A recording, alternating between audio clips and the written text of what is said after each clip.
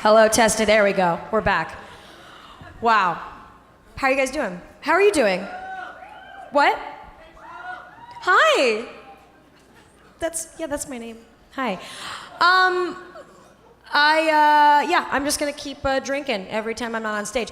I get to bring to the stage now a man with a resume literally too long to list, but I'm gonna focus on one show of his, which is The West Wing. And yes, tonight is a night to put your hands together. That show made me and us all laugh and cry, and it filled us, most importantly, with a sense of patriotism like no other. And it didn't matter whether the characters were Democrats or Republicans, we love them all, right? And I look back at that series and I think not just what an amazing show it was, but what an amazing portrayal of America it was. And they say that life imitates art, and I am hoping with all my heart that that becomes very true when it comes to The West Wing. So please welcome to the stage, Thomas Schlamme.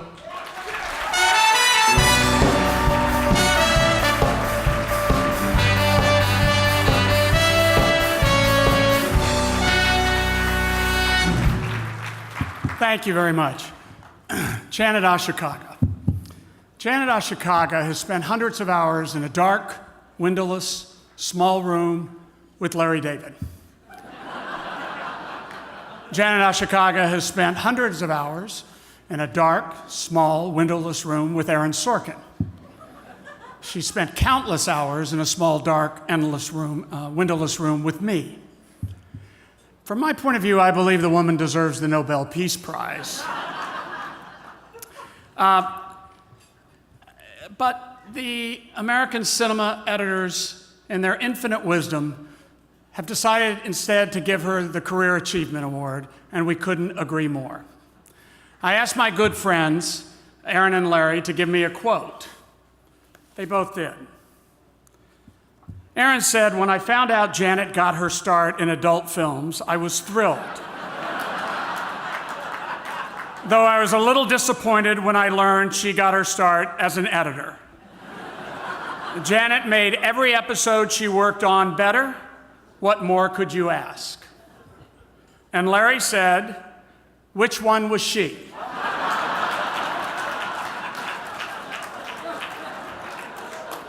I had the pleasure of working with Janet on Sports Night, The West Wing, and Studio 60. I remember meeting with her for the pilot of Sports Night, which, by the way, she was recommended by Larry David. I was explaining that it was not going to be a traditional half-hour multi-camera show. You're going to have to use multiple cameras, but it was going to be different. We weren't going to use a laugh track. We weren't going to have a live audience. I'm sure I said a lot of other pompous things as well. She politely nodded, but in that very active brain of hers, she must have been thinking, "Shut up, big boy. Just give me the footage and I'll make it work." Well, that she did. I remember seeing the first cut of the opening sequence of the show and thinking, I didn't shoot that. That's much better than what I shot. And it was clear from that moment on that Janet was a partner in the visual architecture of the show. The incredible thing about working with her was that we almost never spoke about the mechanics of editing. It was always story, story, story. We could have a long conversation about a scene that wasn't working and only discuss intention and obstacle of that scene. I would then go away, and Janet would dig deep into her abundant editorial toolbox and completely repair that scene. I've always believed in the theory that there are three stories that we tell: the one that we write, the one that we shoot, and the one that is cut. I speak on behalf of the many, many writers, directors, and producers who have had the good fortune of working with her to say how lucky we all are that the last filmmaker to handle our stories was Janet. Her work speaks for itself. Let's take a look.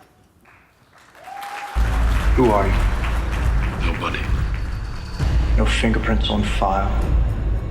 No record. No next of kin. As if you don't exist. Leave it that way.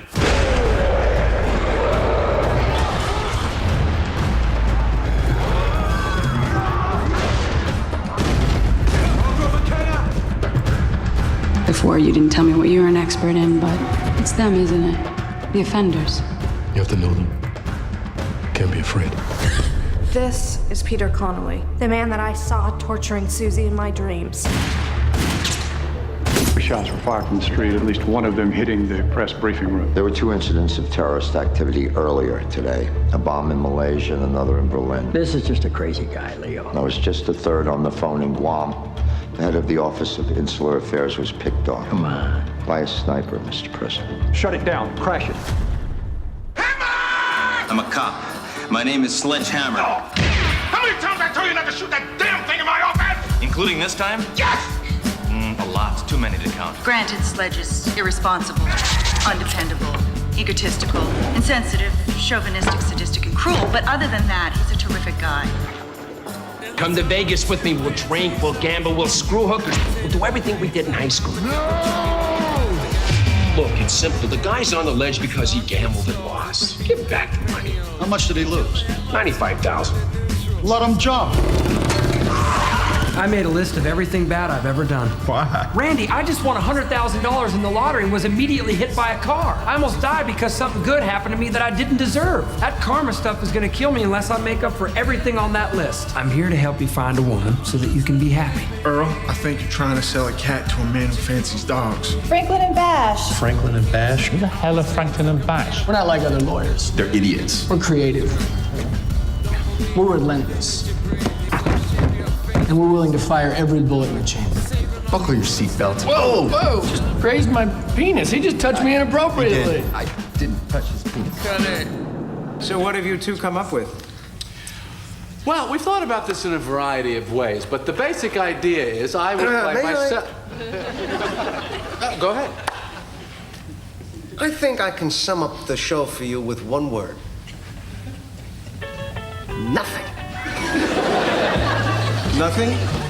Nothing. Did you just double dip that chip? Excuse me? You double dipped the chip. Nothing for you.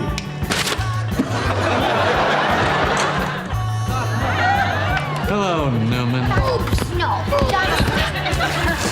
If it was a regular salad, I wouldn't have said anything. But you had to have that big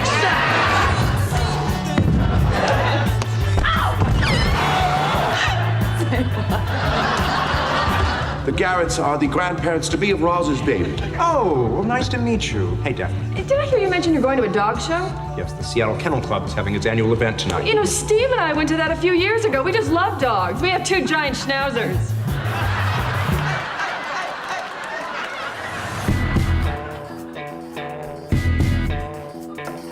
Drink this. Tell me what it is.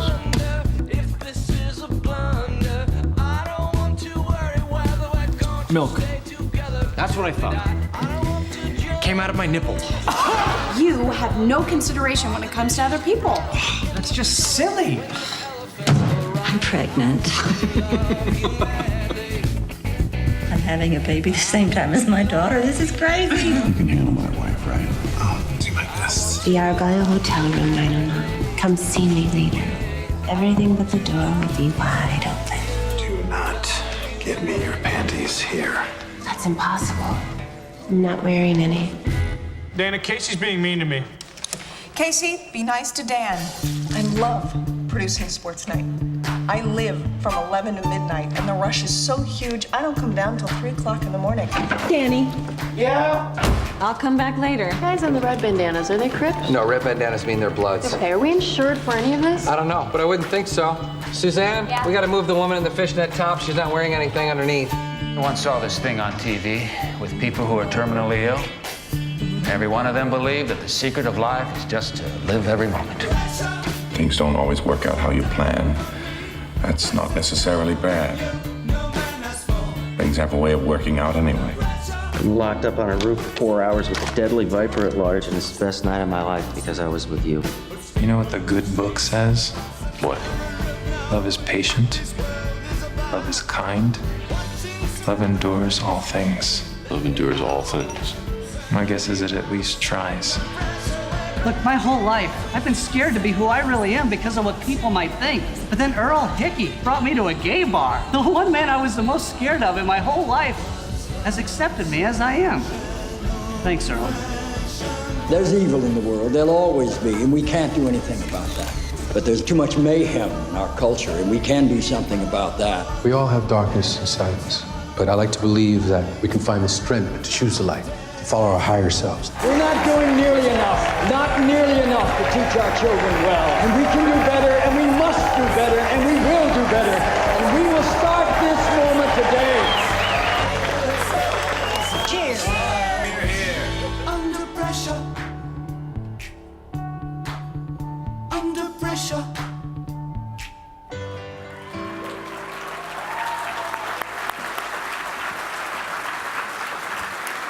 It's my pleasure and honor to present the American Cinema Editors Career Achievement Award to Janet Ashikaga.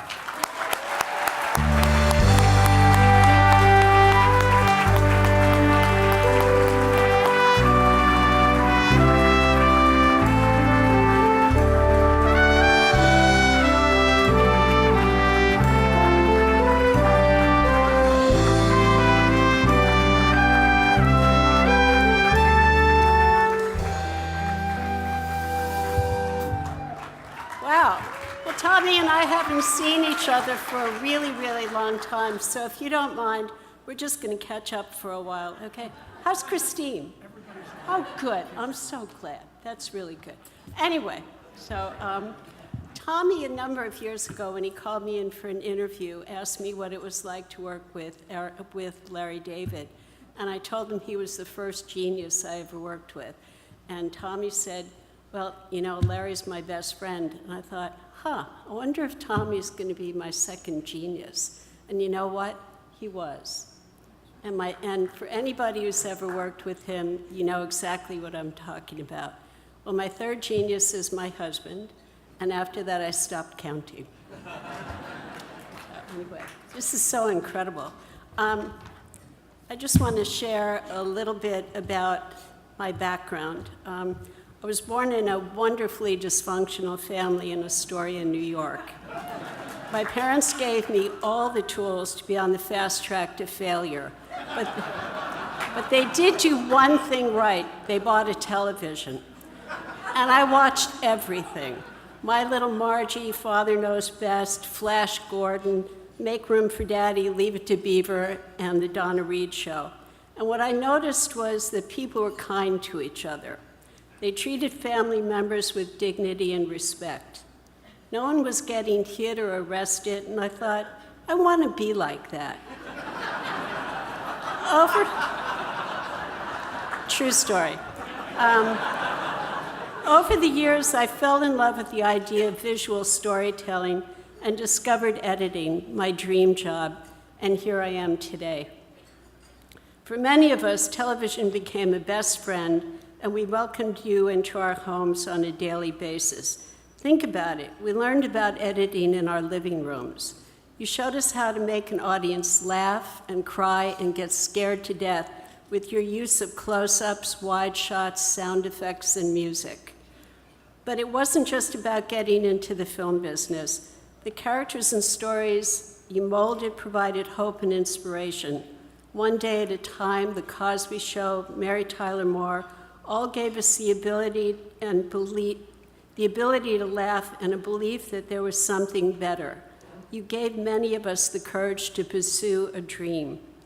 I'm sure Chicago Hope and ER opened the possibility of the medical world to future doctors and nurses. The West Wing Public Service, Game of Thrones wardrobe, Star Trek special effects. Perhaps Frasier made someone laugh who was fighting a terminal illness. Every one of us has a program that we can point to that dramatically affected us. So when you think that perhaps you should have been a rocket scientist or a brain surgeon or maybe even president, just remember you do change lives, and I'm here to thank each and every one of you.